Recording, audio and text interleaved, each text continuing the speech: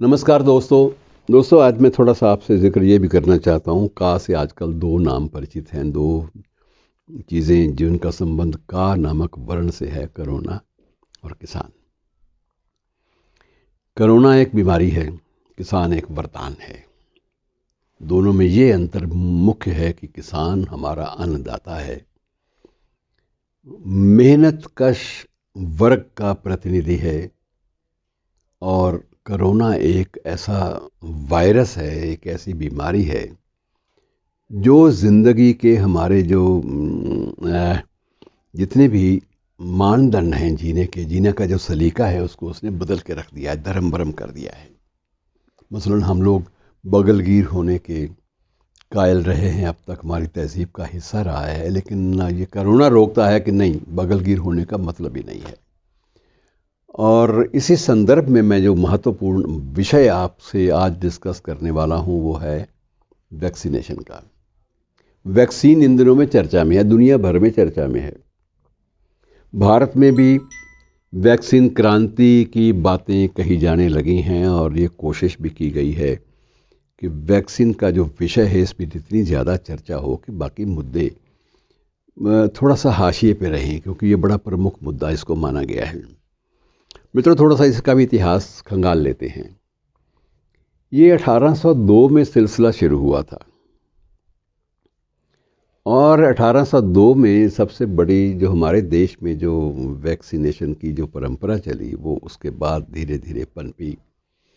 उन दिनों में चेचक का प्रकोप था और यहाँ पर शासन था ईस्ट इंडिया कंपनी का, और उसके माध्यम से ही, ईस्ट इंडिया कंपनी के माध्यम से ही अंग्रेज़ हमारे देश में बहुतायत में आके रहने लगे थे। पूरा का पूरा नक्शा बदला हुआ था। लेकिन उस वक्त ये महसूस किया गया कि एक महामारी अगर साथ साथ चलती है तो ये देश अंग्रेज़ों के लायक या उन ईस्ट इंडिया कंपनी के अधिकारियों के लायक ये देश कैसे रहेगा, इस बात को बड़ी शिद्दत से महसूस किया गया और चेचक के खिलाफ टीकाकरण का अभियान, वैक्सीनेशन का अभियान चलाया गया। आज जो बहसें हो रही हैं कैसे वैक्सीन पहुंचेगा, ये इस किस्म की बहसें उस वक्त भी हुई थी। उस वक्त यह था कि देश को 4 अलग अलग वर्गों में बांट दिया गया था। 4 अलग अलग उसके आइडेंटिफाई कर लिए गए थे कि इन 4 केंद्रों पर अगर ज़्यादा हम लोग वैक्सीनेशन कर सकें या इनसे आगे इधर उधर फैल सकें, वैक्सीनेशन को फैला सकें, तो हम लोग सफल हो जाएंगे। और मित्रों, थोड़ा सा आपको दिलचस्पी का मरकज़ ये भी है कि उन दिनों बर्मा भी हमारे देश का एक हिस्सा था, तो बर्मा भी एक सेंटर था उस वक्त। बर्मा, मद्रास, बम्बई और कलकत्ता, ये 4 मुख्य, दिल्ली तो वो बात की बात है, दिल्ली का इतिहास ही बात का है। तो इन 4 केंद्रों से अलग अलग उसको वैक्सीनेशन की नीति को, टीकाकरण की नीति को इधर उधर फैलाने के लिए हाथ पांव मारे गए, बहुत सारी नीतियां बनी।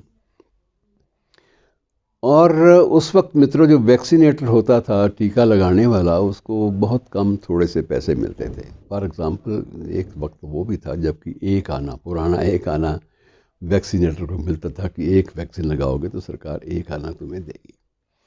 अब 1 आने से वो आदमी आपकी महामारी से लड़ेगा, जूझेगा, ये बड़ी अजीब बात लगती है। ये बात ज़रूर थी कि उस वक्त वैक्सीनेटर जिसको लगाते थे उसको पहले उसको खुद वैक्सीन लगाते थे ताकि ये बंदा सेफ हो जाए, और वो वैक्सीन फ्री लगाया जाता था। और बाकी ये उम्मीद की जाती थी कि तुम्हें भाई कोई वैक्सीनेशन का, टीका लगाने का कोई 2 पैसे दे तो ले लो, हमें कोई इतराज़ नहीं है। मतलब यह है कि ये मान के चला जाता था कि जो वैक्सीनेटर है, इसको वैक्सीन लगवाने वाला आदमी कुछ ना कुछ पारिश्रमिक उसको ज़रूर अपनी जेब से देगा, और इसी बात को मान के सरकार बहुत मामूली सा पारिश्रमिक अपनी ओर से उसको देती थी। लेकिन इससे गुजारा नहीं चलता था। वो कहाँ भागे, इधर उधर भागे, हर घर में जाए। और दूसरी बात ये थी कि जब उन लोगों ने, वैक्सीनेटर्स के एक वर्ग ने थोड़ी सख्ती करनी शुरू की, भाई पैसे, अगर टीका लगाना है तो पैसे भी थोड़े बहुत खर्च करो।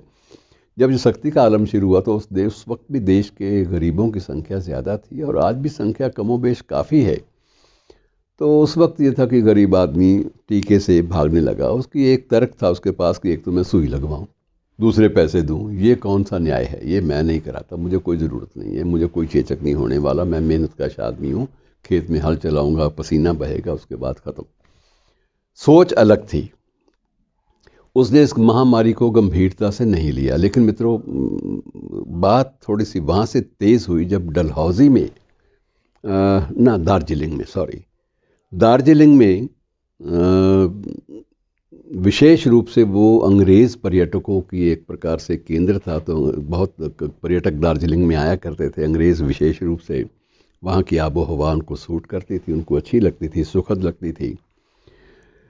और वहाँ पर ये महसूस किया गया कि दार्जिलिंग में जब ये पर्यटक अंग्रेज़ आ रहे हैं, ईस्ट इंडिया कंपनी के उच्च अधिकारी भी यहाँ पर आते हैं, तो इसको तो 100% इसको वैक्सीनेट किया ही जाना चाहिए। उस धुन में उन्होंने शुरू की। लेकिन वैक्सीनेटर ने देखा कि अब ये मौका है जब सरकार को थोड़ा सबक दिया जा सकता है, तो उन लोगों ने काम छोड़ दिया। हम तो वैक्सीनेशन के लिए जाएंगे ही नहीं। काम छोड़ हड़तालों का वो वक्त नहीं था, लेकिन एक तरह से विरोध प्रकट करने का एक तौर तरीका था। तो उन्होंने अपना काम जो है किसी न किसी बहाने से वो अपनी ड्यूटी के निर्वहन में उन्होंने अपनी असमर्थता जतानी शुरू कर दी। किसी ने छुट्टी ले ली, किसी ने बुखार का बहाना ले लिया, किसी ने कुछ। मतलब यह काम वहाँ ठप हो गया वैक्सीनेशन का। तो उस वक्त सरकार को, जब सरकार ने अपने कारिंदों से, अपनी इंटेलिजेंस के माध्यम से पूछा कि ये क्यों हो रहा है, वे एक व्यापक स्तर पे इतना कैसे हो गया, फिर उनको फीडबैक हुई कि ये चीज़ें हैं जो नहीं ठीक बैठ रही हैं। और इस तरह से आप ना तो लगवाने वाले तैयार हैं और ना ही लगाने वाले तैयार हैं, तो कैसे नीति चलेगी। तो उस वक्त पहली बार वैक्सीनेटरों के लिए एक सम्मानजनक वेतन जो था वो निर्धारित हुआ। और उसके बाद ये लहर चली। पांचों केंद्रों, पांचों केंद्रों के जिनके मैंने नाम लिए हैं, उन पांचों में प्रमुख रूप से इसको फैलाया गया और इंटेंसिफाई किया गया। और उसके बाद चेचक के विरुद्ध राष्ट्रीय अभियान भी चले, चेचक उन्मूलन के, आपको भी याद होगा, क्योंकि ये सिलसिला ऐसा नहीं है कि स्वाधीनता प्राप्ति तक ही रहा। उसके बाद इसने और भी इंटेंसिफिकेशन इसने ले ली और स्वास्थ्य विभाग के कर्मचारियों को, मलेरिया इंस्पेक्टर्स और दूसरे जो लोग थे, इनको भी बीच में शामिल किया गया। और वैक्सीनेटर को बाकायदा एक सरकारी कारिंदे का स्वरूप देकर, सरकारी कर्मचारी का स्वरूप देकर प्रशिक्षण दिया गया। और उस प्रशिक्षण के बाद ये मामला शुरू हुआ और आज एक स्थिति ऐसी आई है कि हम लोग कह सकते हैं कि हम चेचक का 100% उन्मूलन करने में, जड़ से इसको समाप्त करने में सफल रहे। अब ये बात अलग है कि उसके बावजूद इक्का दुक्का केस, कोई लाखों में एक आध केस किसी कोने में नज़र आ जाता है, लेकिन आम तौर पर ये चीज़ें नहीं होती। स्मॉल पॉक्स जिसे आप कहते हैं, चिकन पॉक्स वगैरह, वो अलग हैं। लेकिन स्मॉल पॉक्स जिसे आप कहते हैं, चेचक कहते हैं, तो वो जो है एक प्रकार से खारिज हो चुकी है। और ये स्थिति आज भी है मित्रों। आज भी हम लोग टीकाकरण से, वैक्सीनेशन से जूझ रहे हैं। और आज भी ये महसूस किया जा रहा है कि टीका कितना सस्ता हम दे पाएंगे, और टीकों को प्राथमिकता सिर्फ बूढ़ों और बच्चों को पहले दें या पहले स्वास्थ्य कर्मियों को दें। इस बात पर भी बहस चल रही है, विचार विमर्श चल रहा है। लेकिन ये देर सवेर करना तो होगा ही। क्या स्वरूप लेती है ये कुछ कहा नहीं जा सकता। जापान जैसे देशों में वहाँ 100% निःशुल्क वैक्सीनेशन की घोषणा कर दी गई है कि हम अपने नागरिकों से कोई पैसा नहीं लेंगे और सभी नागरिकों और पर्यटकों के लिए ये कंपलसरी होगा। तो इस प्रकार से देश में, हमारे देश में भी और विदेशों में भी ये चर्चा इन दिनों में वैक्सीनेशन की, टीकाकरण की जो चर्चा है, ये खूब चल रही है। प्रयोगशालाओं में इसके प्रयोग भी हो रहे हैं। मतलब यह है कि इंसान वर्चुअली जीना चाहता है और ये जीवट की ये इच्छा उसको कहीं ना कहीं विवश करती है कि हर तरह से, जिस भी तौर तरीके से मुमकिन हो, इस ढर्रे पर जिया जाना चाहिए। शुक्रिया दोस्तों, आज इतना ही।